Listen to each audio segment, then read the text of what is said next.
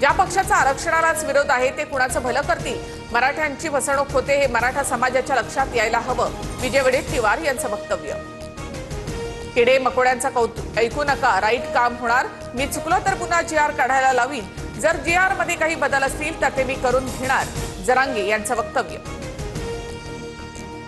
सरकारच्या जीआरने ओबीसींचं कोणतंही नुकसान झालेलं नाही, ओबीसी नेते बबनराव तायवाडे यांचं वक्तव्य।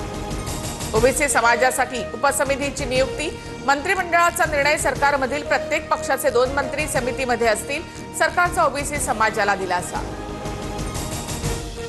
टीकाकार असलो तरी कालचं श्रेय फडणवीसांचंच, फडणवीसांच्या संयमाचं कौतुक, संजय राऊतांकडनं मुख्यमंत्र्यांचं कौतुक। संजय राऊत यांना उशिरा सुचलेलं शहाणपण त्यांना उशिरा सुचतं, त्यामुळे त्यांच्या पक्षाची वाताहत, राधाकृष्ण विखे पाटलांचा राऊतांना टोला। मंत्री अतुल सावे ओबीसी आंदोलकांची भेट घेणार, ओबीसी समाजाची समजूत काढण्याची सावेंवर जबाबदारी, उद्या सकाळी अतुल सावे नागपुरात उपोषण स्थळी भेट देणार। नवी मुंबईत गुलाल उधळणारे शिंदे काल कुठे होते? कालच्या आनंद सोहळ्यामध्ये शिंदे का सहभागी झाले नाहीत? प्रकरण चिघळत राहावं असं शिंदेंना वाटत होतं का? राऊतांचा सवाल।